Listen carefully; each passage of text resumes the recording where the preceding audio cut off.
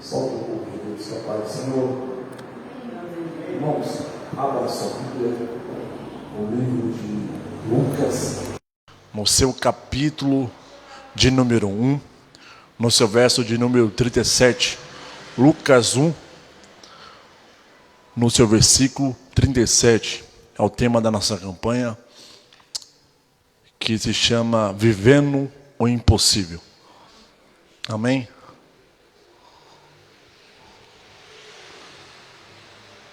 Está escrito: porque para Deus nada é impossível. Repetindo o versículo: porque para Deus nada é impossível. Irmãos, hoje é sexta-feira, iniciamos mais um culto de celebração a Deus, e o tema seguinte, proposto nessa noite, é vivendo o impossível. Se a gente quer viver o impossível de Deus, a gente tem que vir aqui com o coração aberto, e tudo que é impossível para nós, se a gente colocar nas mãos de Deus, tudo vai ser possível. Repetindo para os irmãos entender: se eu colocar as coisas que para mim é impossível na mão do Todo-Poderoso, Deus realizará o possível para a nossa vida. Então, se você veio até aqui nessa noite incomodar o céu com o seu impossível, eu tenho certeza que o céu vai tornar aquilo que é impossível possível na sua vida. Então hoje vamos adorar, vamos celebrar, vamos cultuar o Senhor, porque Ele tem um impossível para a nossa vida nessa noite. Oremos. Senhor, meu Deus, meu Pai, diante da Tua presença, Senhor, eu estou, Deus, mais uma vez, Senhor. Quero, Senhor, colocar, Pai, nas Tuas mãos, Senhor, a vida, Deus, dos irmãos que entrou aqui, Deus, as pessoas da glória que chegou, Pai, nesse lugar, Senhor da glória, Senhor da honra, Senhor, e tudo que é aquilo, Deus, que é impossível, Deus, para mim. O céu, Deus, a glória é possível. Nas suas mãos, Senhor, é possível. Então, Deus, conduza, Senhor, a nossa vida. Deus, conduza, Senhor, a nossa casa. Deus, conduza, Senhor, glória, a nossa família, Senhor. Eu te entrego, Pai, nas tuas mãos, Senhor, os nossos objetivos. Entrega nas tuas mãos, Senhor, a nossa vida, as nossas metas, Senhor. Senhor, eu te entrego nas tuas mãos, Senhor, a nossa casa, Senhor, e tudo, Deus, a glória que é possível, glória para o céu. O Senhor, Pai, tem poder, glória de fazer na nossa vida, Senhor, porque Deus, para Deus nada é impossível, Senhor. Eu te entrego, Pai, essa noite, eu te entrego, Pai, esse ambiente, eu te entrego, glória, essa vida que está, Senhor, em nome de Jesus, amém.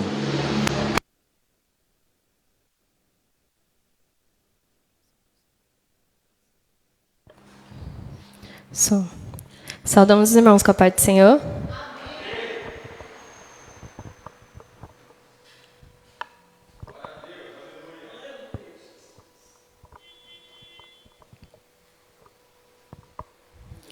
Espírito Santo,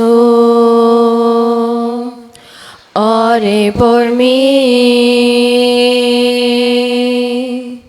Leve a Deus tudo aquilo que eu preciso. Espírito Santo, use as palavras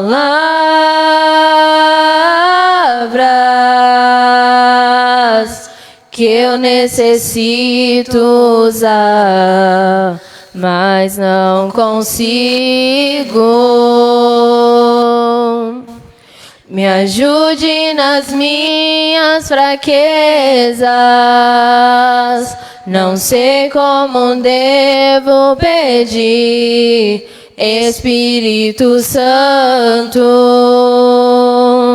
vem interceder por mim. Todas as coisas que operam para o bem daqueles que amam a Ti, Espírito Santo,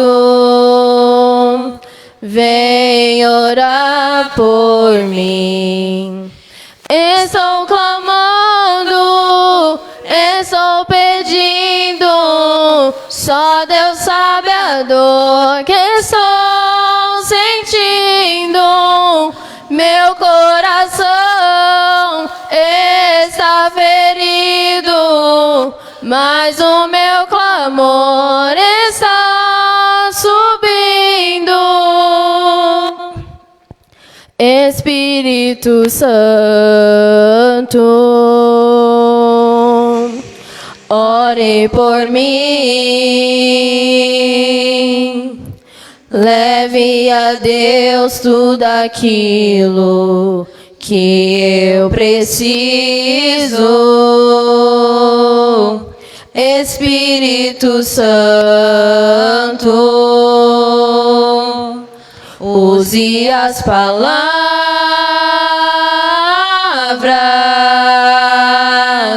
que eu necessito usar, mas não consigo.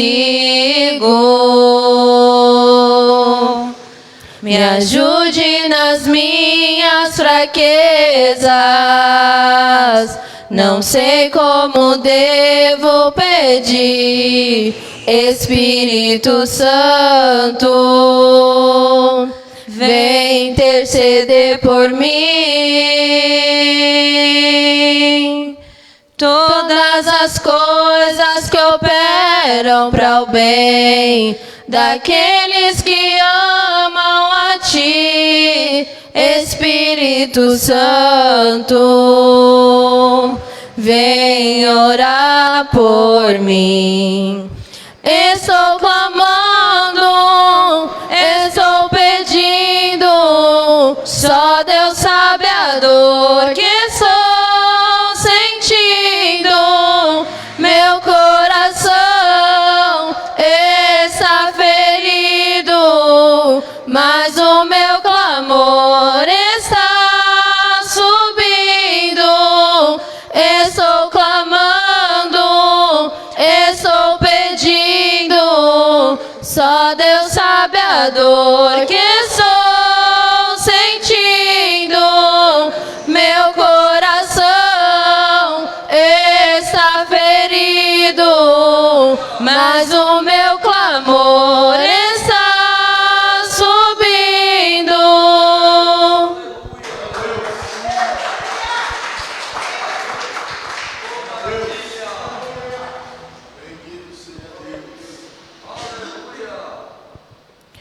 Meu orgulho me tirou do jardim,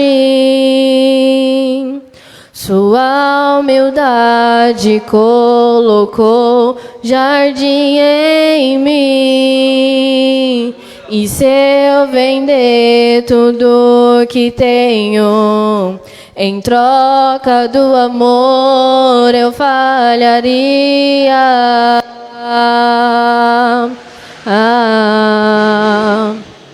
Pois o amor não se compra, nem se merece. O amor se ganha, de graça o recebe. Eu quero conhecer Jesus. Eu quero conhecer Jesus e ser achado nele. Eu quero conhecer Jesus.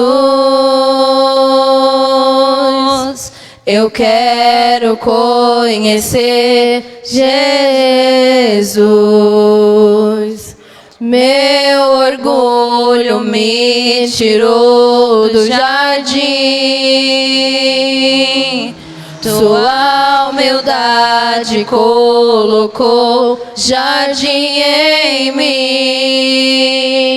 E se eu vender tudo que tenho, em troca do amor eu falharia.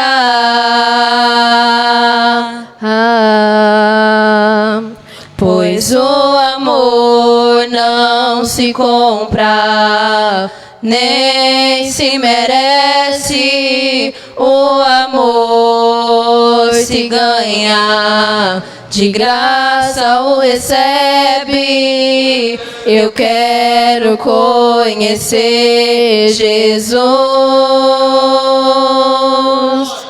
Eu quero conhecer Jesus e ser achado nele. Eu quero conhecer Jesus. Eu quero conhecer Jesus, meu amado é o mais belo entre milhares e milhares. Meu amado é o mais belo entre milhares e milhares. Yeshua,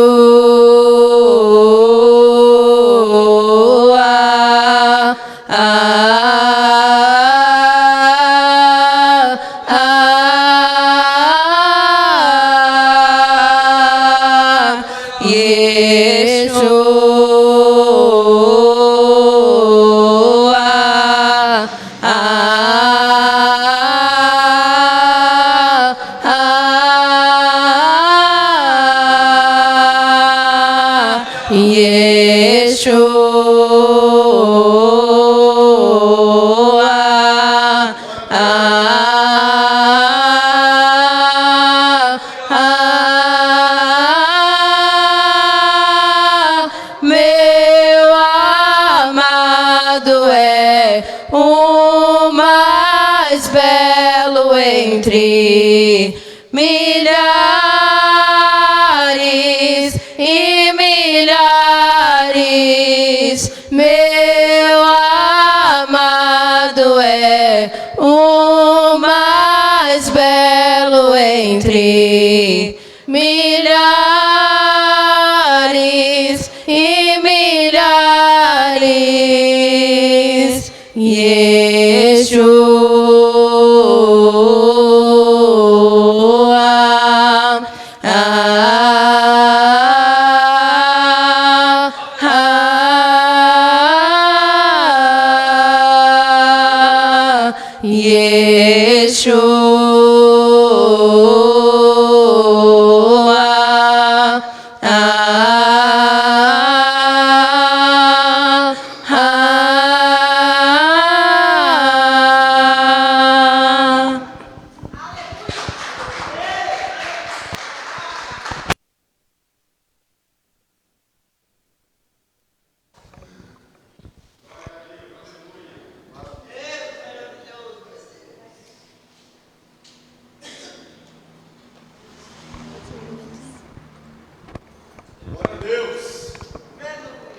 Graça e paz, igreja.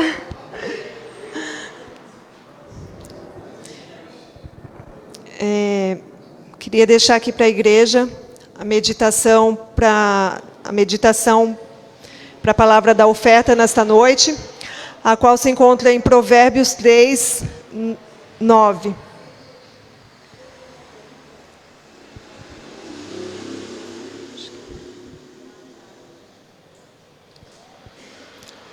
Honra ao Senhor com os teus bens e com a primeira parte de todos os teus ganhos.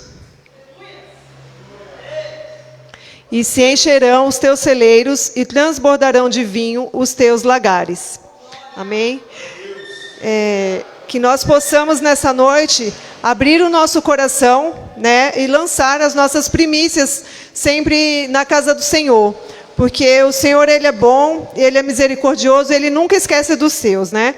E assim como diz a palavra, que nós possamos sempre, né, nos encher e dar o nosso melhor, sempre dar a nossa primícia ao Senhor. Sabemos assim que os dias não são fáceis, mas quanto mais a gente dá, mais a gente recebe.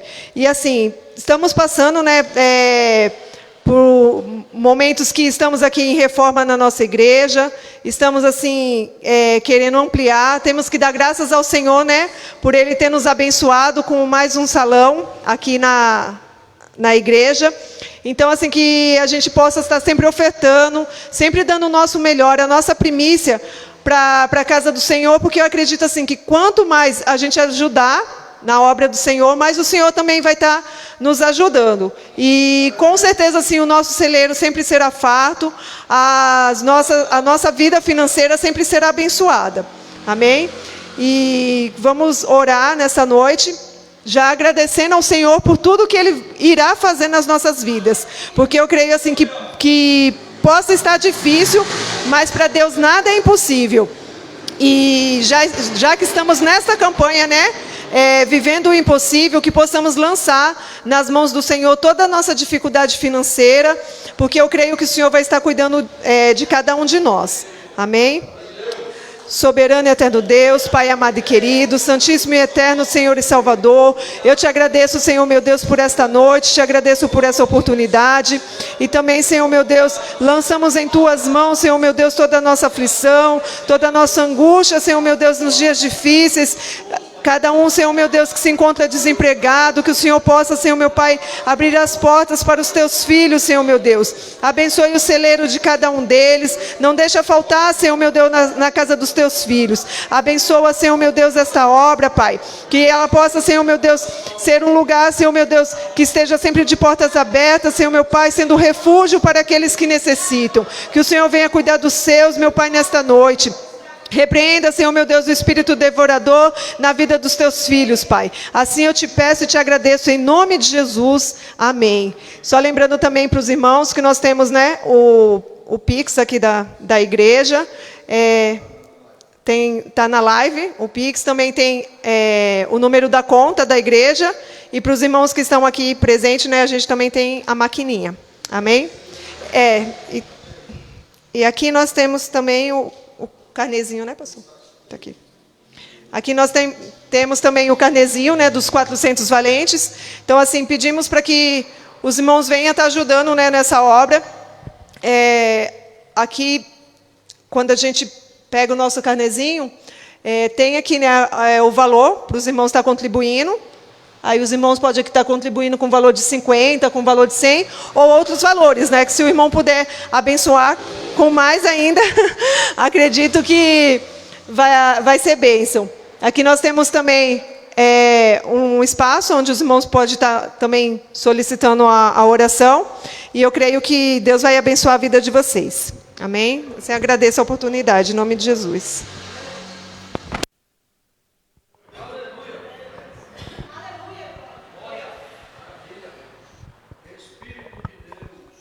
Neste lugar, Tu és real.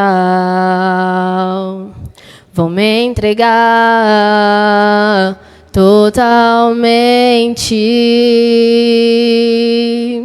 O Teu toque abriu os olhos do meu coração. Eu posso enxergar e entender.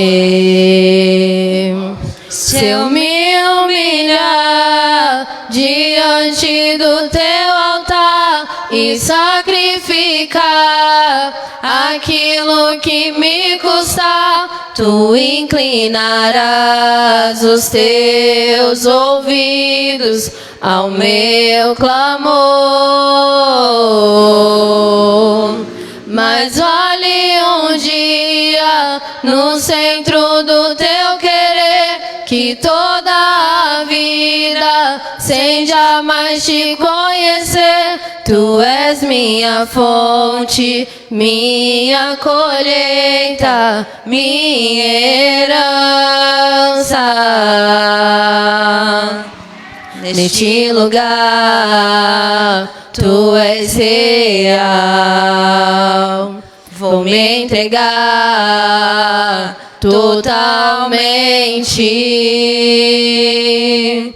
O teu toque abriu os olhos do meu coração. Eu posso enxergar e entender.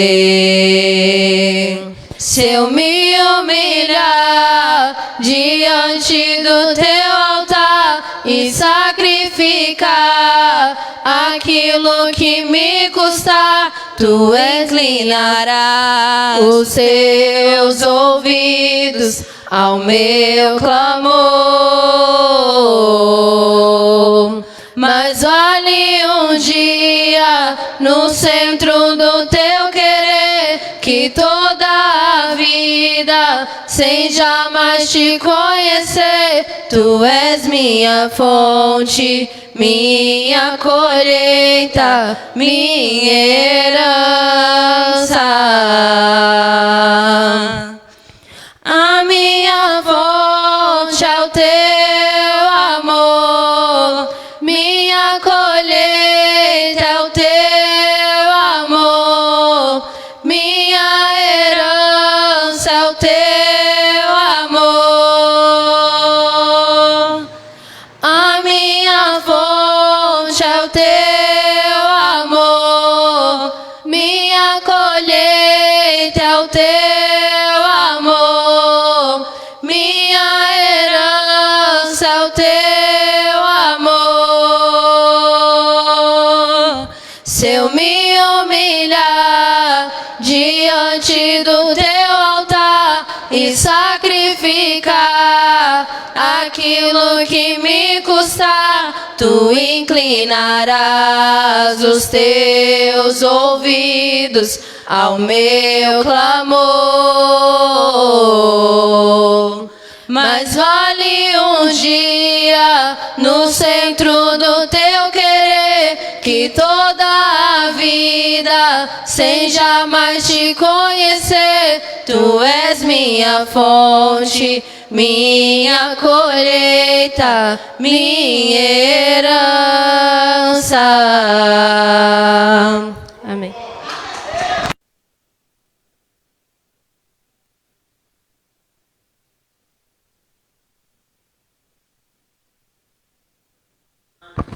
Glória a Deus. Queridos, quero vos saudá-los com a paz do Senhor Jesus Cristo. Amém? Amém. Glória a Deus. Quero, em primeiro lugar, aqui agradecer a Deus pela oportunidade de estar com os irmãos mais uma noite. Louvar a Deus também pela vida dos irmãos que estiveram orando por nós, os irmãos que estão na igreja, os irmãos que estão na live. Domingo, se os irmãos recordarem, na verdade já estava com a garganta ruim já. Tinha até poupado-me para não fazer nada no domingo, para poupar a garganta, mas no final acabou tendo que fazer para apresentar uma criança. Mas dali para cá a situação piorou, e a ponto de não conseguirmos estar no culto na quarta-feira. E hoje lutamos para estar aqui, e estamos de pé pela graça de Deus. Se tem alguém que fica revoltado com doença, revoltado com dor, sou eu. Misericórdia, viu? Pensa num sujeito que, se eu pudesse, eu não gastava R$1 com nenhum tipo de remédio e não ficaria doente. Mas nós somos seres humanos, todos nós passamos por situações difíceis, né? Mas vamos ficar de pé, por gentileza, queridos. Está comigo meu amigo, pastor Eduardo Kennedy. Vem para cá, por gentileza, já. Pastor Eduardo Kennedy é um amigo. Quem lembra do pastor Eduardo Kennedy? Levanta a mão aí. Levanta a mão, quem lembra dele? Vai ter algumas mãos, pastor Eduardo, que lembra aí. Maravilha. Quem nunca viu ele na vida? Olha, tem mais mãozinhas aqui levantadas. Pastor Eduardo Kennedy já foi boca profética aqui nesse altar, já pregou principalmente aqui nessa parte. Na outra antiga não chegou a pregar nenhuma vez, né? Mas aqui ele já teve aqui, e aprove Deus trazê-lo de novo aqui para estar conosco nessa noite, sendo mais uma vez uma voz profética para a nossa vida. Alguém aqui crê na palavra de Deus? Glória a Jesus. Você que está aí na live também, eu quero te convidar para você ser um evangelizador. Quem já nos conhece sabe quando eu cito essa palavra. O que é ser um evangelizador? É usar o seu celular para o bem. É entrar nesta hora na página da live e você entrar no seu, um nomezinho que está do lado do seu celular escrito compartilhar. E aí você pega e clica ali em compartilhar, vai abrir os seus amigos, uma lista ali de amigos. E aí você envia para todo mundo nessa hora. Isso é ser um evangelizador, porque você e eu não sabemos e não temos noção o que os nossos amigos, familiares estão fazendo exatamente nesta hora. Exatamente nesta hora, essa mensagem tem poder de transformar a vida dele ou a vida dela. Quem crê nisso aqui? Deus é poderoso para fazer coisas extraordinárias, irmão, extraordinárias. Então seja um evangelizador, um instrumento na mão de Deus nesta hora. Nós usamos nosso celular para muita coisa que muitas das vezes não edifica, perdemos tempo da nossa vida, não muda nada. Pelo contrário, perdemos até tempo, porque poderíamos estar fazendo alguma coisa diante de Deus. Mas essa atitude não, essa atitude ela vai abençoar alguém. Pode ser que ao chegar lá, este alguém está em depressão, este alguém está desanimado, este alguém está com o casamento quase quebrado, este alguém está pensando em divórcio, em tirar a sua própria vida, e tantas coisas podem estar acontecendo, e ao chegar uma mensagem, pode mudar e transformar a vida desta pessoa. Então seja um evangelizador. Nós aqui na igreja estendemos as mãos para cá e vamos orar pelo servo de Deus. Querido Jesus, aqui está teu filho, o pastor Eduardo Kennedy, Senhor. Tu preparaste, Senhor, a sua vida para esta noite, colocaste uma palavra em seu coração. Ó Deus, usa ele segundo o teu querer, segundo a tua vontade. Meu Deus, para que o teu nome seja glorificado, para que o teu nome seja exaltado. Enquanto a tua palavra está sendo pregada, o Senhor é poderoso para batizar com o Espírito Santo, renovar, restaurar. Meu Deus, levantar o caído da força que não tem nenhum vigor. E aonde estiver chegando esta live, Senhor, chegue também a cura, a libertação, a transformação. Chama Deus a existência aquele que não existe. Abre as portas que estão fechadas, Senhor. Tudo isto, Pai, nós te pedimos em nome do Senhor Jesus. Amém.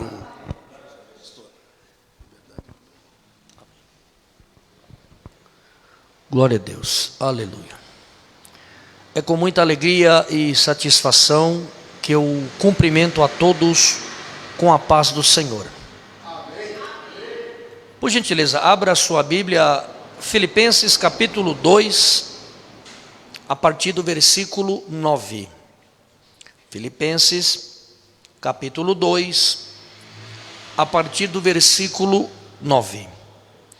Enquanto você está localizando o texto sagrado, eu quero agradecer a Deus por mais esta única e singular oportunidade de poder retornar a esta casa de oração.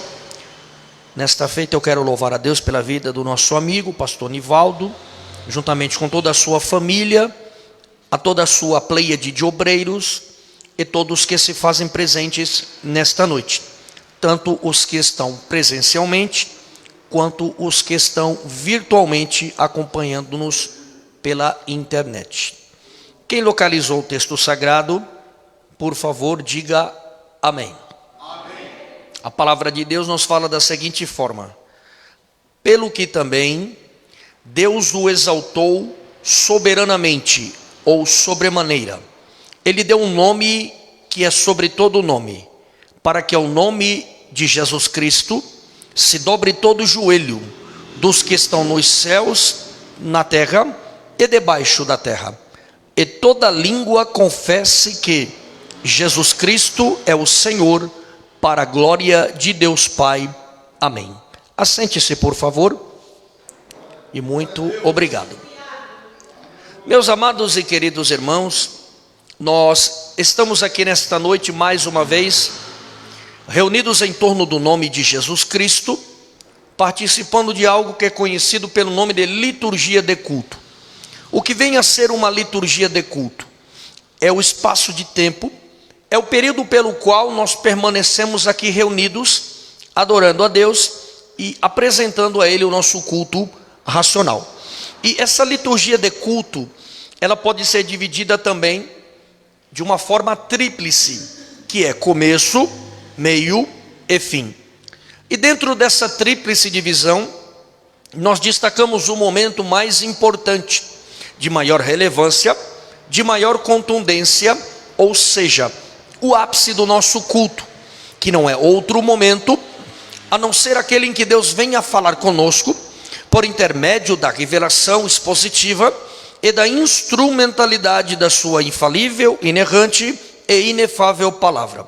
Como todos nós somos sabedores, estamos vivendo um período de tempo que é chamado pelo nome de a sexta dispensação, a dispensação da graça ou igreja. Vejamos, de Gênesis a Apocalipse, nós localizamos 7 dispensações que são inocência, consciência, governo humano, patriarcal, lei ou mosaica, graça e milênio. Então chegamos ao consenso de que estamos vivendo um período que é denominado como o período da sexta dispensação, a dispensação da graça ou igreja, que foi inaugurada conforme está descrito no Evangelho de Jesus Cristo, interpretado por João, capítulo 18, versículo 30, que nada mais é do que uma narrativa dos instantes finais da crucificação do nosso Senhor Jesus Cristo em uma cruz de madeira no Monte Calvário, Gólgota ou Caveira. Naquele instante, o versículo 30 do capítulo 18 do Evangelho de Jesus Cristo, interpretado pelo apóstolo João, nos narra que Jesus, em seus instantes finais em vida terrena, ele disse uma frase muito famosa, dizendo tetelestai, que quer dizer está feito ou está consumado. Naquele instante, a Bíblia diz que houve trevas momentâneas sobre toda aquela região. O véu do templo central de Jerusalém, uma cúpula de vidro, ela se rachou ou se fendeu de uma extremidade até a outra. Naquele instante, duas situações distintas aconteceram. A primeira, houve a inauguração deste período de tempo que nós estamos vivenciando, a dispensação da graça ou igreja, e também houve o envio do Espírito Santo para que a partir daquele instante ele viesse a ser e a exercer um protagonismo, porque no livro do profeta Zacarias, capítulo 4, versículo 6, nos diz que não é por força e nem tampouco por violência, mas é pelo meu Espírito, assim diz o Senhor. Então entendemos que todos nós estamos aqui porque anteriormente nós fomos alcançados pelo Espírito Santo, e quando o Espírito Santo nos alcançou na priori, ele atuou de duas formas distintas, que são a primeira forma ou a primeira etapa ou fase chamada de convencimento, e a segunda forma, fase ou etapa chamada de conversão. Apesar destas palavras soarem com um significado semelhante, elas não são palavras sinônimas. Vejamos, o convencimento é a primeira etapa, a primeira ação, a primeira fase do Espírito Santo na nossa vida. É quando ele nos alcançou e nos convenceu acerca do pecado, da justiça e do juízo. Então, naquele instante, sentimos uma necessidade que foi de nos deslocarmos de onde estávamos em direção a uma santa tribuna como essa, e aqui nós realizamos a chamada confissão pública, aonde nós confessamos e reconhecemos publicamente a Jesus Cristo como único e suficiente Salvador da nossa vida. Então nós chegamos na segunda fase, ação ou estágio do Espírito Santo na nossa vida, que foi a conversão. A conversão basicamente se dá no momento em que nós fomos batizados nas águas no nome de Jesus Cristo, porque a palavra conversão literalmente quer dizer sepultar alguém vivo, porque todos nós, quando nascemos, nascemos com uma natureza caída, natureza adâmica, natureza que nós herdamos do nosso primeiro pai terreno, Adão, a natureza do pecado e da desobediência. Então, quando nós fomos alcançados pelo Espírito Santo e por ele convencidos acerca do pecado, da justiça e do juízo, nós tivemos que tomar essa essa atitude de sermos batizados nas águas no nome de Jesus Cristo, porque o próprio Senhor Jesus deixou essa ordenança, este ordenamento. Uma certa feita ele disse: aquele que crê e for batizado será salvo, mas aquele que não crê já está condenado. Então todos nós já passamos por esse processo que foi o batismo nas águas. Entenda-se bem, o batismo nas águas se dá em duas etapas. A primeira etapa, o corpo é completamente mergulhado nas águas batismais. A segunda etapa é quando o corpo é retirado, submergido. Na primeira etapa, quando o corpo é completamente mergulhado nas águas batismais, acontece o sepultamento do vivo. É por isso que quando nós somos submergidos ou retirados das mesmas águas, no mínimo cumpriu-se 2 textos bíblicos em nossa vida. O primeiro texto é Gálatas capítulo 2, versículo 20, que diz assim: já estou crucificado com Cristo, já não vivo mais eu, mas Cristo vive em mim.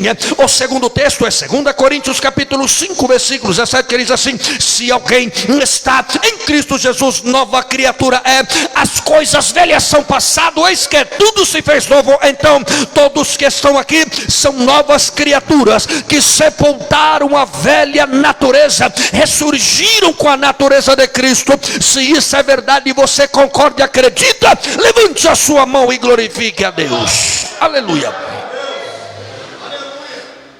Quando nós entregamos a vida para Cristo e consolidamos essa fé sendo batizado nas águas no nome de Jesus, aconteceu na nossa vida algo que é chamado no grego de lexavod emuná, que quer dizer restauração da comunhão a nível de um padrão original. Que padrão é esse? Quando Deus cria o primeiro homem e posteriormente a primeira mulher, os seus nomes não eram Adão e Eva. Adão e Eva são nomes oriundos da queda. Gênesis capítulo 3. Antes disso, antes da queda, Adão não era Adão. Ele era chamado em um substantivo hebraico chamado de Ish, que no português quer dizer homem. E posteriormente a mulher, a sua companheira, adjuntora, era chamado de Isha, um substantivo hebraico que quer dizer mulher. Por quê? A junção desses dois substantivos, dessas duas palavras, formam uma frase que é alças laterais da Arca da Aliança. Todos sabem que a Arca da Aliança, no contexto do Antigo Testamento, representava a presença de Deus no meio do povo. A Arca da Aliança, ela possuía 4 alças laterais. 2 bastões eram colocados entre essas alças e 4 levitas, mantendo uma distância de 45 côvados, que é a distância da ponta do dedo indicador ao cotovelo. Eles tinham que manter essa distância entre eles e a arca. E quando a trombeta era soada pela terceira vez, simultaneamente eles levantavam e conduziam a Arca da Aliança. Quando Deus cria o primeiro homem e posteriormente a primeira mulher, ele já estava apontando de que eles nunca deveriam manter muita distância de Deus. Deus sempre quer e sempre quis um relacionamento estreito com a sua criação. Ele sempre quis ter intimidade com a sua criação. E desde o princípio dela, ele já estava apontando que ele nunca gostaria que aqueles que por ele foram criados mantivessem muita distância. Ele sempre quer estar próximo, ele sempre quer ter intimidade conosco. E é por isso que nós estamos aqui, porque sentimos essa necessidade de estarmos próximos do nosso Deus, participando de uma liturgia de culto, adorando a Ele e recebendo a presença, a essência e a graça do Espírito Santo. Se você concorda com isso, levante a mão e glorifique a Deus. Eu vou me utilizar aqui também de um outro exemplo prático acerca do que eu quero que você entenda e até onde nós podemos chegar. Dentro do nosso contexto, eu digo contexto de sociedade brasileira, existe algo chamado pelo nome de contrato social. O que é um contrato social? É um vínculo entre duas partes. O contrato social, ele possui 2 cláusulas: bônus e ônus, direitos, deveres. Contrato social pode ser feito presencialmente ou virtualmente. Se eu te disser que quando nós entregamos a vida para Cristo e consolidamos essa escolha sendo batizados nas águas no nome de Jesus, é como que se virtualmente, pastor Nivaldo, nós assinássemos um contrato social. Estabelecemos um vínculo entre nós e Deus. A partir daquele instante, como eu acabei de falar, Ele restaurou a nossa comunhão a nível de um padrão original, o Lex Avô Emuná. Passamos a fazer parte de um vínculo com Deus. E para que você entenda, naquele momento, nós tomamos uma atitude chamada pelo nome de renúncia, que quer dizer isso aqui, ó: abrir mão da própria existência e entregar ela nas mãos de Jesus. É isso que nós realizamos no momento em que nós fomos batizados nas águas do nome de Jesus. Primeiro, aconteceu o Lex Avô Emuná, a restauração da comunhão a nível de um padrão original, comunhão que o pecado havia quebrado. Nós assinamos um contrato social virtual com Cristo e nós entregamos a nossa existência nas mãos de Jesus. A partir daquele instante, entende-se ou subentende-se que Deus, Ele passa a pensar por nós, ouvir por nós, falar por nós, ver por nós e andar por nós. Abrimos mão do livre arbítrio.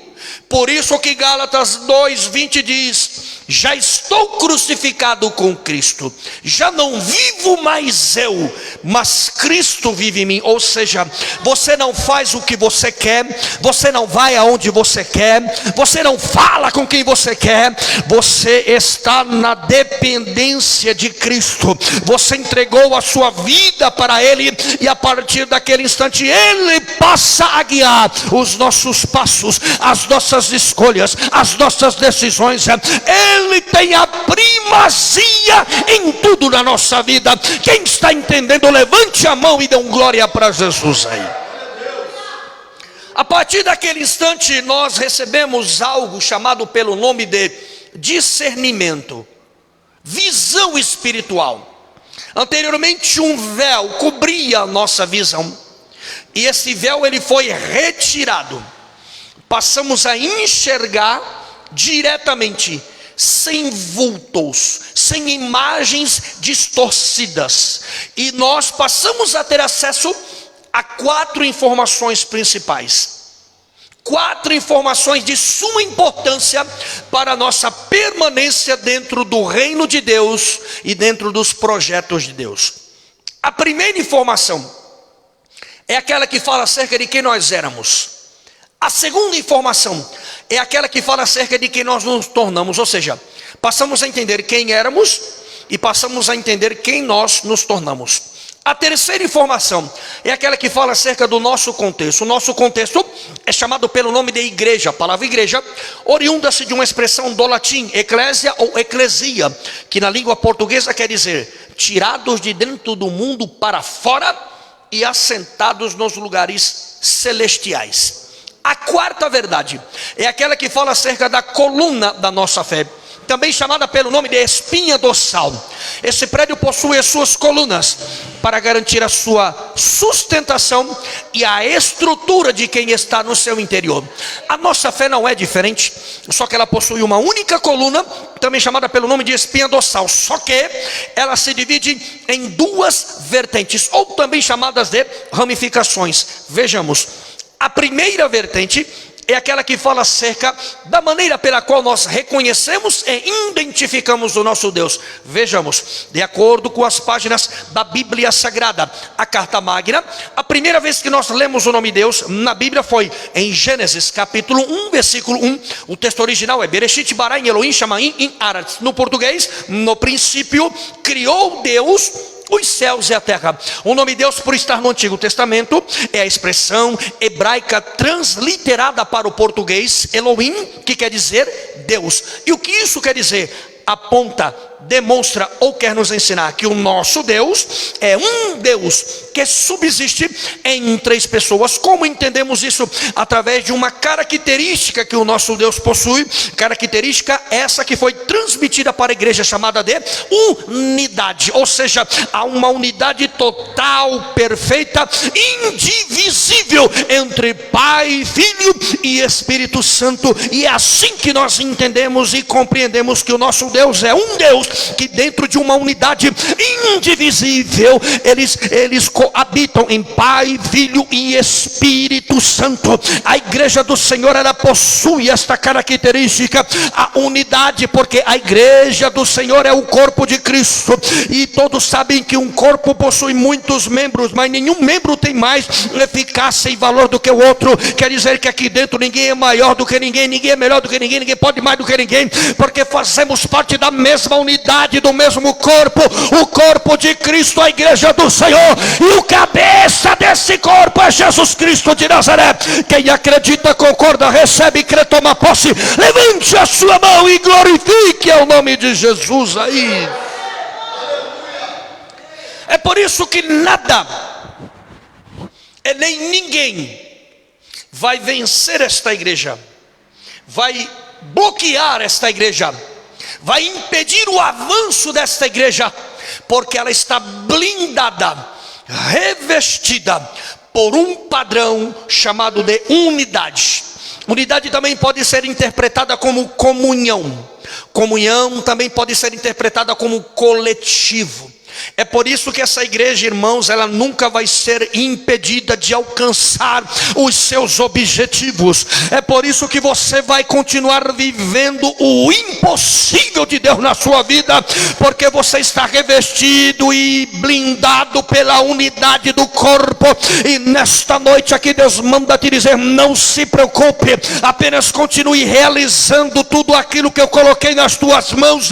Não se preocupe com o que está acontecendo ao teu redor, não se preocupe com o que estão falando, não se preocupe com o que está sendo arquitetado contra você, porque nesta noite Deus manda te dizer, Isaías 54 versículo 17: toda a ferramenta preparada contra ti não prosperará, e toda língua que se levantar contra ti em juízo, tu a condenarás. Nesta noite Deus está quebrando o arco, quebrando a lança, Deus está desfazendo as obras do mal, Ele está repreendendo todos os trabalhos negativos, contrários e diabólicos contra você. Ele está renovando vínculos aqui nesta noite. Ele está renovando vínculos para você que está acompanhando pela internet. Nesta noite aqui Deus está realizando algo. Ele vai te ajudar a vivenciar e a viver o impossível de Deus. Alamachara, calabassuri, calamandaraia. Só quem acredita, concorda, recebe, crê e toma posse. Levante a mão e glorifique o nome de Jesus. Aleluia. A segunda vertente, vinculada à espinha dorsal da nossa fé, é a Bíblia Sagrada, Palavra de Deus, a Carta Magna. A maior autoridade que há no nosso contexto, a maior revelação que há dentro do nosso contexto. Eu vou aqui realizar uma outra rápida e prática aplicação acerca do que eu quero que você entenda e acerca do até onde nós podemos chegar. O nosso país, ele possui o nome chamado de República Federativa do Brasil. Dentro dessa República Federativa do Brasil existe uma pirâmide dentro da hierarquia de autoridades, que são 81 senadores, 513 deputados federais, e no topo da pirâmide não está o presidente da República, e sim a Constituição da República Federativa do Brasil. O nosso país já possuiu 7 constituições. Estamos na 7ª, que foi promulgada no dia 5 de outubro de 1988. A Constituição brasileira possui 250 artigos e aproximadamente 99 emendas constitucionais. Em meio aos seus artigos, emendas, ela possui 5 artigos que são classificados pelo nome de cláusulas pétreas, que quer dizer cláusulas irrevogáveis. É como que se fosse um plano B da Constituição, para que quando venha surgir um problema, alume a sociedade sem solução, os magistrados utilizam-se dessas cláusulas pétreas, usando o recurso chamado de jurisprudência, que quer dizer interpretação. Agora, com todo respeito, a Constituição do nosso país, eu acredito piamente que aqui está a Constituição da Igreja do Senhor, que diferentemente da Constituição brasileira, ela não possui apenas algumas cláusulas pétreas, não, mas de Gênesis a Apocalipse são 66 cláusulas pétreas. E como eu defendo este argumento, eu abro a Bíblia no livro do profeta messiânico Isaías, capítulo 55, versículo 11, e descubro que lá está escrito assim: mas assim será, toda palavra que sair da minha boca, ela nunca voltará vazia, sem antes cumprir tudo o que me apraz e prosperar do objetivo pela qual a designei. Isso quer dizer que Deus nos uniu aqui nesta noite para que você entenda. Ele fez uma chamada na tua vida, Ele te separou, te escolheu e te selecionou. Há uma obra de Deus na sua vida, mas as circunstâncias, os momentos e as tribulações e as perseguições desta vida fizeram com que você viesse a desanimar um pouco desta chamada e desta obra. Mas Deus te trouxe aqui nesta noite, e Deus fala com você que está acompanhando também pela internet, que Ele não abre mão das promessas que Ele te fez, e Ele te trouxe aqui para te dizer: você pode até ter se esquecido, mas o Deus que você está adorando neste momento, primeiro, Ele não sofre de amnésia; segundo, Ele não sofre de mal de Parkinson; terceiro, Ele não sofre de Alzheimer. Ele manda te dizer que tudo que foi prometido vai acontecer, todas as promessas feitas vão se realizar. Ele te trouxe aqui para te dizer: se prepara, apenas se prepara, porque o meu tempo vai chegar na tua vida. Eu vou efetivar e efetuar o meu tempo na tua vida. Nada e nem ninguém vai atrapalhar, nada e nem ninguém vai bloquear, nada e nem ninguém vai impedir a obra que eu tenho contigo. Quem acredita, concorda, recebe e crê, levante a sua mão e glorifique, exalte ao Rei da Glória. Aquele que tem uma promessa de Deus tem que entender, acima de tudo, que ele nunca será uma unanimidade. Quer dizer, você nunca vai agradar todo mundo. Você sempre vai agradar alguns, e sempre outros ficarão insatisfeitos. Mas você tem que entender que tudo o que acontece aqui dentro, porque essa obra aqui, apesar de nós estarmos numa realidade física, palpável e tangível, matéria, esta obra aqui, ela não está presa e limitada à vontade humana, porque essa obra aqui, ela não é uma obra humana, ela é uma obra de Deus.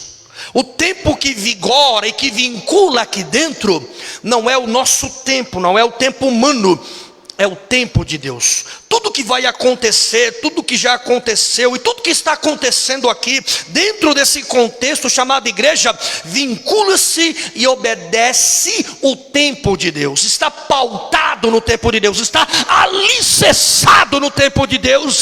E tudo que foi estabelecido por Deus dentro da sua soberania, dentro da sua presciência, dentro da sua onisciência, dentro da sua onipresença, da sua onipotência, tudo está vinculado ao tempo de Deus. Então isso quer dizer que ninguém vai roubar o que Deus te prometeu, ninguém vai tirar a promessa que Deus te fez, ninguém vai te tirar do local onde Deus te colocou, porque você está vinculado ao tempo de Deus, pautado ao tempo de Deus, alicerçado ao tempo de Deus. Quem acredita nisso, glorifica e exalta a Deus. Porque dentro do tempo de Deus, nós vamos adquirir algumas características que são fundamentais, essenciais, de suma importância dentro dos projetos pré-estabelecidos por Deus. A primeira característica é chamada pelo nome de credibilidade. O que vem a ser credibilidade? É você ter confiança e você transmitir, inspirar outros a ter a mesma confiança. Credibilidade não se conquista em um dia. Credibilidade não se conquista em uma semana. Credibilidade não se conquista em um mês. Credibilidade não se conquista em um ano. É dentro de um tempo, e o tempo é o tempo de Deus. Por quê? Dentro do tempo de Deus, adquirimos confiança, credibilidade. Dentro do tempo de Deus, nós vamos adquirir duas características que estão inseridas dentro do contexto de Eclesiastes capítulo 9, versículo 8. O versículo 8 fala: em todo tempo sejam alvas as tuas vestes a parte A. Uma rápida exegese bíblica acerca da parte A deste versículo 8 do capítulo 9 de Eclesiastes nos transmite a seguinte informação: que veste alva ali não fala de roupa branca, roupa limpa, não. Ela fala de duas condições, características: conduta, comportamento. É por isso que nós, com o tempo e o tempo de Deus, nós vamos entender gradualmente o que é ser um crente, ser um cristão, um evangélico, ou como éramos chamados nos primórdios, protestantes. Essas coisas de Deus, elas não vão ser discernidas imediatamente, mas gradualmente dentro do tempo de Deus nós começamos a compreendê-las. É por isso que eu digo em todo lugar, hoje em dia nós estamos vivendo uma febre, pastor Nivaldo, dentro do contexto cristão, que todo mundo hoje em dia acaba de se converter e já quer ser pregador. Só que nós temos que entender que não é o fato ser um pregador, é primeiro entender para o que foi que Deus te chamou. Dentro da nossa vida cristã existem alguns pilares, alguns degraus dentro da escada, que não é para cima, é para baixo. Nós entendemos que o primeiro pilar deste degrau não é a chamada. O primeiro pilar é o relacionamento entre nós e Deus. Deus já nos conhece, porque foi Ele que nos criou, nos formou. Mas nós aqui temos que entendê-lo, conhecê-lo e compreendê-lo, para que posteriormente venhamos a discernir qual é a finalidade da obra dele na nossa vida. Depois do conhecimento, ou simultaneamente ao conhecimento, você vai adquirindo esta característica, credibilidade. Por quê? Porque você vai ter credibilidade com Deus, e Deus vai ter credibilidade com você. E dentro desta característica, e tudo vinculado ao mesmo tempo, você vai entender que ministério, a palavra ministério, é uma expressão grega chamada de diaconia, que quer dizer no português, serviço prestado ao próximo. Só isso. Não quer dizer, porque a pessoa fala de ministério. Ministério não é púlpito. Ministério é servir a Deus. É entender que Deus chamou a todos aqui com o mesmo propósito, objetivo: servir. Mas dentro deste objetivo primário e primordial, existem as suas vertentes. Quando você começa a entender isso, você entende que antes de você ter uma chamada, primeiro você tem que ter um vínculo de relacionamento com Deus sólido. E através deste vínculo, você vai alcançando confiança. Através da confiança, você entende que ser um cristão é ter uma conduta e um comportamento diferencial e diferenciados. Por quê? A parte B do versículo 8 do capítulo 9 de Eclesiastes fala o quê? E nunca falte o óleo sobre a tua cabeça. Olha, ele fala de unção. O que é unção? Tem gente que pensa que quem tem unção é aquele que roda, pula, profetiza. Não. Isso são alguns efeitos. Vou dar um exemplo. Quando se fala da igreja, se fala, a igreja surgiu por causa do dia de Pentecostes. Nada disso. O Pentecoste ali nada mais era do que uma festa que era celebrada em Jerusalém naquela data, a festa das colheitas. Por isso o nome Penta. Era uma festa celebrada 50 dias após as colheitas, e 10 dias a Páscoa. Sabe por que a igreja surgiu dentro daquele contexto do dia de Pentecoste? Primeiro foi uma promessa. Qual que foi a promessa? Atos capítulo 1, versículo 8. Ficar em Jerusalém, até que do alto sejais revestidos de poder. Ou seja, primeiro uma promessa. Segundo passo. Atos capítulo 1, versículo 15. 120 pessoas deram crédito a essa promessa. Eram as 120 que estavam no interior do cenáculo. Quando chegamos no capítulo 2, em que o Espírito Santo veio, de repente, como o som de um vento veemente e impetuoso. Mas por que, pregador? Capítulo 1, versículo 15. No interior do cenáculo, ali dentro, nós descobrimos que existia ali algo chamado de unidade tricotômica. O que é uma unidade tricotômica? É a união total, indivisível, entre corpo, alma e espírito. A nossa formação. Porque muitas das vezes nós estamos reunidos em grupos, mas não estão todos em busca do mesmo objetivo. Cada um tem o seu objetivo, cada um tem a sua meta, seu sonho, cada um quer para si. Mas naquele momento ali não. As 120 pessoas estavam em busca de um mesmo propósito. Deus contempla lá do terceiro céu, o Espírito Santo veio, capacita aquelas 120 pessoas e deixa uma marca característica daquele que tem a chamada de Deus. Tem que ter. Atos capítulo 2 diz que havia, pairando sobre a cabeça daquelas 120 pessoas, sobre a cabeça de cada uma, línguas repartidas como que de fogo. O que aquilo representava, irmãos? Porque tudo na Bíblia tem um objetivo, tem um propósito. Aquelas línguas repartidas como que de fogo representavam ali naquele momento o tipo da personalidade de Deus. Qual é?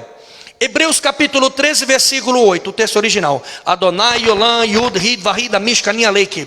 Jesus Cristo é o mesmo ontem, hoje, eternamente. É aquele que estava no princípio de toda a criação, é aquele que está no presente momento, e é aquele que estará na consumação dos séculos. Ou seja, quando ele falou pela última vez com os seus discípulos, em Mateus capítulo 28, versículo 20, dizendo: e ensinando-os a guardar todas as coisas que já vos tenho mandado, e certamente estarei convosco todos os dias, até a consumação dos séculos. Ele estava querendo dizer que naquele instante lá do Pentecoste, a presença dele já estaria visivelmente manifestada na vida daquelas 120 pessoas, através da personalidade de Deus, personalidade imutável, que não se deteriora, que não pode ser tirada, removida, nem transformada. E é por isso que você está aqui nessa noite, porque você tem parte da personalidade de Deus sobre a tua vida. Você tem a personalidade imutável de um Deus que é imutável, de um Deus que não pode ser transformado, de um Deus que não pode ser influenciado. E te trouxe aqui nesta noite para dizer: se prepara, você vai viver o impossível, o impossível, o impossível, porque você está servindo a um Deus de coisas e causas sobrenaturais. Se você acredita, concorda, recebe, crê, levante a sua mão e glorifica. Sinta a presença de Deus aqui, sinta a presença de Deus. Você que está me acompanhando por esta live, sinta a presença, sinta o renovo, sinta a graça, sinta a unção de Deus. Alabaxéria candaraia. Só quem acredita, quem recebe, quem sente. Alamandorебedereba calabaxandaraia. Deus está em nosso meio, Deus está presente. Ele te trouxe aqui para te dizer: se prepara, eu vou começar a realizar obras impossíveis na sua vida. Aleluia, aleluia. Por isso que a gente tem que desmistificar essa ideia que foi implantada de que todo mundo tem que ser pregador, irmão. Se for chamado, que seja chamado.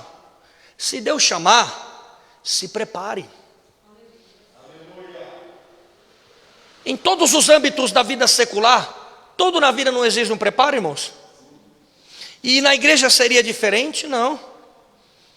Eu tive um primeiro pastor que ele falava assim para mim: irmão Eduardo, se prepare, porque a oportunidade favorece quem está preparado. Deus vai criar as oportunidades, mas Ele só vai criar quando você estiver preparado para elas. Porque Deus não vai permitir que nada e nem ninguém venha te envergonhar, porque você já não é mais você representa, você trabalha para Deus. Você não está trabalhando numa obra que está apenas dentro dessa esfera humana, não, você está trabalhando numa obra que está além dessa esfera, está na esfera espiritual. Você não trabalha para você, você trabalha para Jesus. Você não vive mais, é Jesus quem vive em você. Não é você quem fala, é Deus quem fala por você. Para que esse negócio de subir no púlpito e falar, para não ficar só em minhas palavras, não está, nunca mais teve, porque você abriu mão do livre-arbítrio e quem fala pela tua boca é Jesus Cristo de Nazaré. Quem acredita nisso glorifica a Deus. Aleluia. Credibilidade, conduta, comportamento coerente e condizente com uma pessoa transformada. Uma certa feita, Paulo, o apóstolo Paulo, o maior apóstolo da época neotestamentária. O Novo Testamento possui 27 livros, 14 tiveram a participação de Paulo. Uma certa feita, Paulo estava preso. O Espírito Santo brada no coração e diz para ele assim: escreve uma carta para o anjo da igreja que está lá na cidade de Roma. Capítulo 12, versículo 2. E ele escreve dizendo: não vos conformeis com este mundo, sociedade, mas sede transformados pela renovação do vosso entendimento ou da vossa mente. O que ele queria dizer com isso? Porque o mundo, irmãos, ele vai diariamente tentar ser inserido dentro do nosso contexto. Diariamente o mundo vai tentar nos influenciar. Diariamente o mundo vai tentar fazer com que nós venhamos a mudar o nosso comportamento e a nossa conduta. Mas nós não podemos mais ser influenciados. É isso que Paulo está querendo dizer no capítulo 12 e no versículo 2 de Romanos. Por quê? Porque ele está falando, vocês já tiveram a comunhão restaurada a nível de um padrão original. Quem tem a comunhão restaurada a nível de um padrão original tem que entender sempre: renovação da mente quer dizer o quê? Mente renovada, comportamento transformado. É isso que Deus quer que nós venhamos a entender. Torno a repetir: as verdades de Deus, elas não se deterioram, porque verdade é verdade, pronto, acabou. Mas nós temos que entender que elas não são discernidas automaticamente, não, mas gradualmente. E a cada instante vivenciado ao lado de Cristo, nós entendemos que a nossa mente foi renovada, nosso entendimento foi renovado, nossos princípios foram transformados e, consequentemente, a nossa conduta, comportamento também foi transformado. Não é fácil estar hoje aqui. Nós só estamos aqui porque já entendemos que nós renunciamos à nossa própria vontade, à nossa própria vida, nossos próprios desejos, e é por isso que nós estamos aqui. E Deus está te dizendo: você está ouvindo esta palavra porque você se sujeitou a Cristo. Você entendeu que a vontade agora não é a sua, é a vontade de Cristo. E Ele te trouxe aqui nesta noite para te dizer, Ele está falando com você e também pela internet: não se preocupa, eu estou trabalhando de uma forma extraordinária. Estou trabalhando onde ninguém imagina, estou agindo onde ninguém está vendo. Mas a qualquer instante você se surpreenderá com um sinal que eu vou dar. Aleluia. A segunda vertente vinculada à espinha dorsal da nossa fé é a Bíblia Sagrada, a palavra de Deus. Os irmãos sabem que a Bíblia Sagrada, o nome por si só já diz tudo, né? Bíblia, conjunto, coleção de livros, 66 livros agregados, divididos em 39 do Antigo Testamento, 27 do Novo Testamento. A Bíblia nos fala acerca, primeiro, de dois tempos: o tempo do Antigo Testamento, que é chamado em hebraico de Cronos, é o tempo que determina datas, épocas e estações. Daniel capítulo 2, versículo 22. E o tempo do Novo Testamento, que é chamado no grego de Kairos, o tempo de Deus. Romanos capítulo 8, versículo 1 e o versículo 28. A Bíblia também nos fala acerca de duas alianças. A aliança do Antigo Testamento, que é chamado pela aliança da expiação, e a aliança do Novo Testamento, que é chamada pelo nome de aliança vicária. Uma rápida particularidade entre ambas. A aliança do Antigo Testamento, a aliança expiatória, ela tinha um prazo de validade, um tempo de duração, a saber, 1 ano. Mostra disso era a liturgia que era celebrada anualmente, chamada de Yom Kippur, o dia do perdão, o dia da expiação. Nota-se que só o sumo sacerdote tinha a autoridade, era credenciado e tinha legalidade para realizar essa liturgia. Como ela era feita? Primeiro, o sumo sacerdote pegava um bode, chamado de bode expiatório, levava-o até a entrada do deserto, impunha suas mãos sobre aquele animal, transferindo simbolicamente partes dos pecados daquela nação para o animal. Então, o animal, de forma involuntária, era obrigado a perambular pelo deserto até morrer de fome e de sede. Então, o sumo sacerdote subia no cume do monte. Lá ele vestia uma roupa chamada de estola sacerdotal. No seu peito pendurava-se o éfode, um quadrado com 12 pedras de cores diferentes, que representavam as 12 tribos de Israel.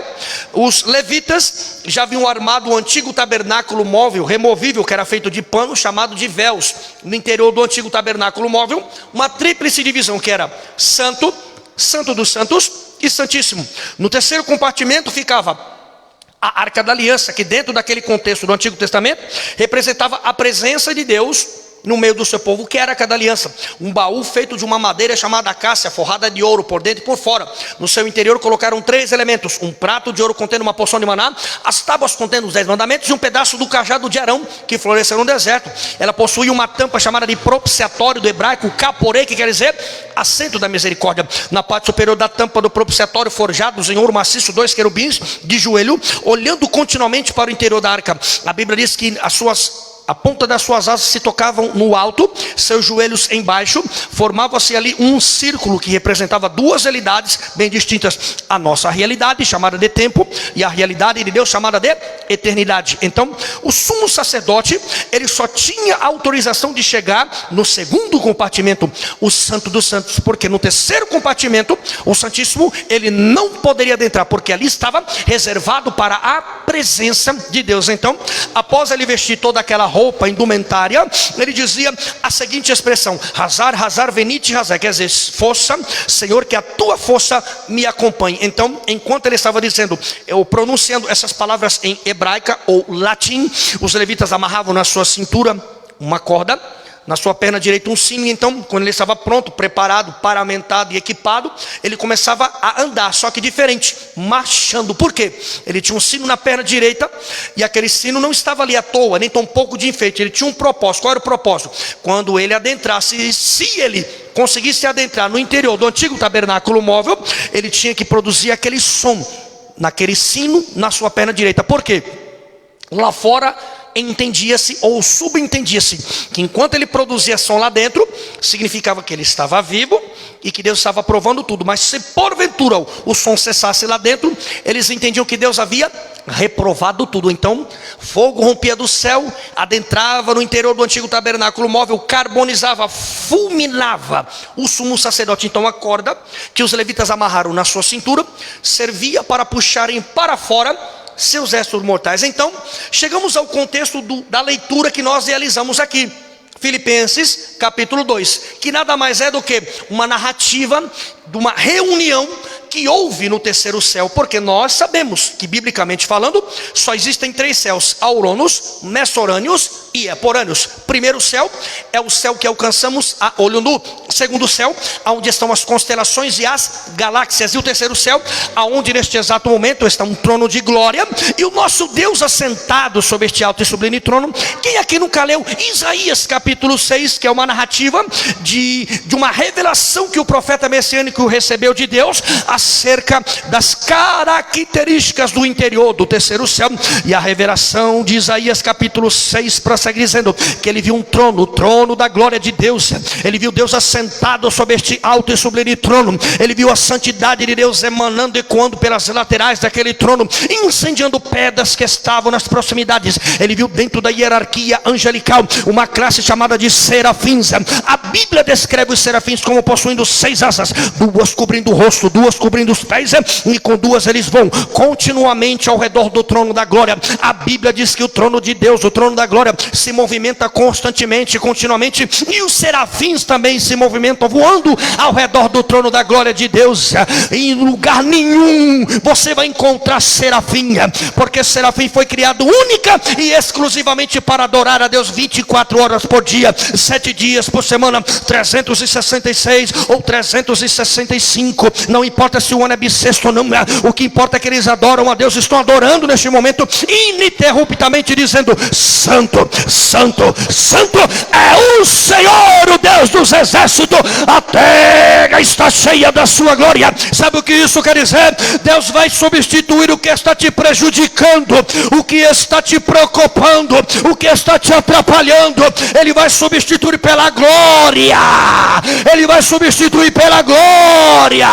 Ele vai substituir. Ele vai substituir pela Shekinah, pelo Kavod. Ele vai te envolver e você vai entender que a obra de Deus não pode ser atrapalhada, não pode ser impedida, não pode ser bloqueada. Hoje Deus está tirando todo impedimento, todo embaraço, toda intempérie. Ele derruba o Golias, ele derruba Sambalat e Gesem, ele derruba Tobias, ele derruba as muralhas, ele tira o impedimento, ele desfaz os trabalhos de bruxaria, ele tira a enfermidade, ele tira o impedimento. Nesta noite aqui Deus está desbloqueando tudo, Deus está desembaraçando tudo, e Ele manda te dizer: te prepara, você vai viver e vai viver e vai viver e vai viver o impossível de Deus. Quem acredita concorda. Quem está sendo envolvido pela Shekinah, pelo Kavod, pela glória, glorifica, exalta. Sinta a liberdade do Espírito de Deus. Aleluia.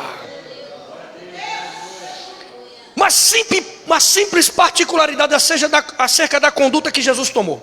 E eu entrego o microfone a quem é de direito. Lembra que o bode expiatório do Antigo Testamento, da aliança da expiação, como ele era, como ele trabalhava? Primeiro, ele não tem consciência, porque nós somos tricotômicos. Os animais racionais são dicotômicos. O que para nós é alma, para eles é instinto. Eles têm sua matéria física, corpo. A alma deles é o instinto. Nós não. Nossa formação, corpo, físico, alma, sentimentos, vontades e desejos. E o espírito, a Neshama Raim, que Deus soprou nas narinas do primeiro homem. Este é o nosso diferencial. Ou seja, o bode expiatório, por instinto apenas, ele era obrigado, de forma involuntária, a perambular pelo deserto, morrer e sepultar partes dos pecados daquela nação de forma simbólica. Jesus não. Filipenses capítulo 2 é a narrativa de uma reunião que houve no terceiro céu, como eu já falei. Só que com uma diferença. Naquele momento ali, Jesus se coloca, se apresenta e de forma voluntária se coloca à disposição. É diferente, irmão, entre você se oferecer e você se voluntariar. Se oferecer é você fazer tudo o que você puder para você ser escolhido, para você ser chamado, para você ser enviado. Voluntário não. Voluntário é você ficar ali e falar: ó, se precisar de mim, pode contar que eu estou aqui. E foi desta forma que ele veio. Por isso que o sacrifício que Jesus realizou é o nome da aliança do Novo Testamento. Aliança vicária, que quer dizer substituto permanente, absoluto, com um nível de extensão tão infinito que literalmente ele anulou, cancelou, pagou a nossa dívida. O sacrifício de Jesus Recebe o nome de vicário porque ele alcança toda a extensão, a dimensão e a profundidade. E ele te trouxe aqui nessa noite para você entender. Seja voluntário, seja voluntário. Não precisa se oferecer, porque quando chega o tempo de Deus, é Ele quem manda te chamar. Olhe para o seu irmão e profetize para ele: não se preocupe. Profetize para o teu irmão: não se preocupe. Você que está me acompanhando pela internet também, se tiver alguém próximo de você, profetize para essa pessoa: não se preocupe, porque quando chega o tempo de Deus, você não precisa se oferecer. É Deus quem manda te chamar. É Deus quem manda te chamar. É Deus quem manda te chamar. Você me entendeu? Recebeu essa palavra? Então eu quero convidar a você a, da melhor maneira que você puder, aplaudir a Jesus. Aleluia. Só lembrando aos irmãos, nós temos um canal de pregações no YouTube. Pode vir, pastor. Nós temos um canal de pregações no YouTube, Pastor Eduardo Kennedy, PR Eduardo Kennedy, K2Ns e Y no final. Canal única e exclusivamente de pregações, estudos bíblicos e o nosso testemunho de conversão na íntegra. Deus abençoe, meu pastor. Obrigado. Glória a Deus. Quem tem ouvidos, ouça que o Espírito diz às igrejas. Boa foi esta palavra. Quem recebeu essa mensagem aí, irmão? Do céu, viu? E Deus continue te usando, Pastor Eduardo Kennedy, com essa graça, com essa sabedoria, com essa didática tão boa de explicar a palavra de Deus e ensinar. Que Deus continue te preservando cada dia mais. Com certeza os irmãos também na live foram aí abençoados. Deu para ver que tem uma turma grande aí de gente, né, participando. Que Deus abençoe a vida de vocês. Quantos querem que o pastor Eduardo Kennedy esteja aqui de novo, irmãos? Pronto, está intimado o pastor Eduardo Kennedy aí para estar conosco novamente. Vamos ficar de pé, irmãos, por gentileza. Já vamos colocar uma vírgula nesse culto, agradecendo a Deus pela vida dos irmãos que estão aí nesta live. E aonde chegar esta live, também Deus abençoe a vida de vocês, tá bom? Lembrando que, primeiro agradecer os varões, né, os homens que cooperaram quinta-feira, foi ontem, né? Tiveram a cooperação, tudo correu bem, foi bênção do céu, Deus abençoe a vida de vocês. Agora tem a cooperação nessa semana, né? Quem é o próximo aí? As irmãs sábado ou os jovens? Jovens, amanhã, né? Lá no pastor Ironaldo, na igreja Crescendo em Fé, ou na fé, né? Ou na fé ou em fé, uma coisa assim, não lembro exatamente. E os jovens também tem outra saída de manhã, domingo de manhã, né? Domingo de manhã também, na igreja lá do pastor Bill, né? E as irmãs têm saída não, né? As irmãs não, é só os jovens, né? Que tem, as irmãs já acabou a chance das irmãs, né? Já saíram já, né? Glória a Deus. Queridos, também tem aqui um pedido de oração da minha esposa, né? Pastora Célia, ela pede oração por ela e pela Aline. Realmente não estão bem ainda, estão de cama as duas, na verdade, né? Quando eu fui saindo, e fui falar com ela, ela estava até cochilando ali ainda e já passou o dia inteiro de cama, o dia inteiro tá nada bem mesmo. A Aline também, nada bem. Na verdade estava às quarta-feira, todo mundo ruim em casa, só Jesus na causa, né? Uma das partes também é o tempo que muda bastante, né? O tempo vai mudando muito e o nosso corpo não aguenta muito essa mudança de tempo toda hora, né? Mas Deus nos dará graça. Vamos orar pela vida da pastora Célia, também pela Aline, vamos orar pelos irmãos, as irmãs também que estão enfermos, para que Deus possa curá-los também. E domingo, nosso culto da celebração com a família, às 18h30. Tem ensaio também, né? 5 horas? 5 horas tem ensaio com o grupo de louvor, tá bom? Vamos orar e apresentar a Deus aí esse pedido de oração.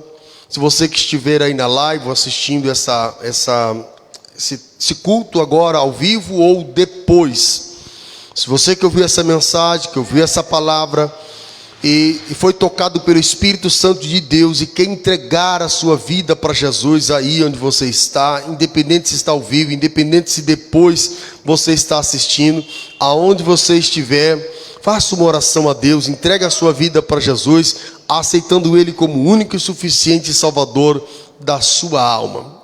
Oremos. Querido Deus, graças te damos, ó Pai querido, pelas bênçãos alcançadas, por tudo quanto o Senhor tem feito e continuará fazendo sobre as nossas vidas, ó Pai. Ó Deus, aqui em minhas mãos está esse pedido de oração, a minha casa, Senhor Jesus, minha esposa, pastora Célia, e minha filha Aline, Senhor, alcança elas nesta hora, restaurando elas, trazendo saúde física e saúde espiritual, Senhor. Visita-as das plantas do pés ao alto da cabeça, nos nervos, nos ossos, no sangue. Ó Deus, realiza um milagre de cura para a tua glória. Deus querido, guardamos esta palavra em nosso coração. Meu Senhor amado, continua abençoando o teu filho, o pastor Eduardo Kennedy, a sua casa, a sua família, o seu ministério, Senhor, fazendo prosperar a cada dia. Pai, guarda os teus filhos que aqui estão, Senhor, que irão neste momento em direção aos seus lares, cobre com o teu sangue, guarda, livra, protege. Ó Deus, dá aos teus filhos, ó meu Senhor, uma noite repositora. Pai querido, externamos toda a nossa alegria e toda a nossa gratidão por tudo quanto o Senhor tem feito e continuará fazendo, em nome de Jesus. Amém. Que a graça de nosso Senhor e Salvador Jesus Cristo, que é o grande amor de Deus, que a comunhão do Espírito Santo seja com todos nós. Quantos podem dizer amém? Amém. Deus é bom. Uma linda salva de palmas para o Senhor Jesus. Você na live também, Deus abençoe a sua vida.